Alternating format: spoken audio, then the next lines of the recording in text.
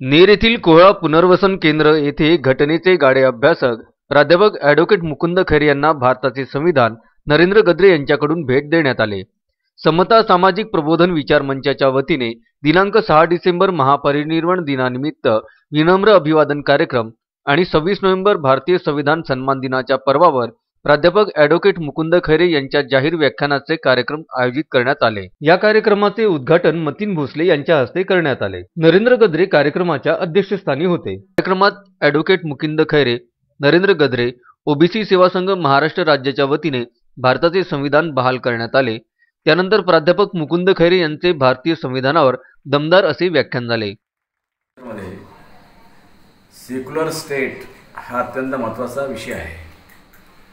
Secular state means this state have no religion.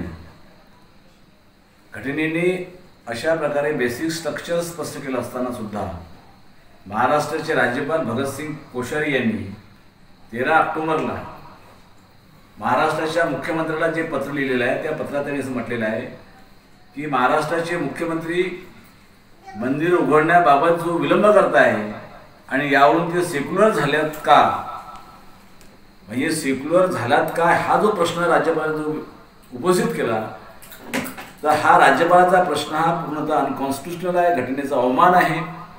कारण secular हा शब्द राज्यपालाला जबाबदारीने वापरणं आवश्यक आहे।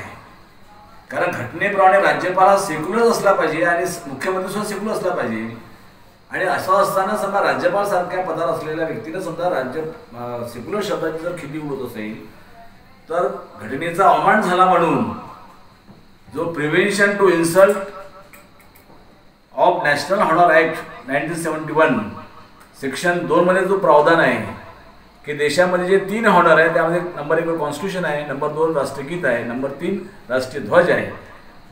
या हॉनरचा जर कोणी अवमान करत असेल तर सेक्शन 2 प्रमाणे 3 वर्षांची शिक्षेचं प्रावधान आहे। या कार्यक्रमाला हंसराज शेंडे, मधुकर तलवारे, रितेश भरूड, गणेश राऊत, पिंटू पाटील खोडे, पुरुषोत्तम भजगवरे, उज्ज्वला सूर्यवंशी, विक्रांत झाडे, युवराज नन्नवरे, राजेंद्र खोडे, नरेंद्र डवरे इत्यादी प्रमुख पाहुणे उपस्थित होते।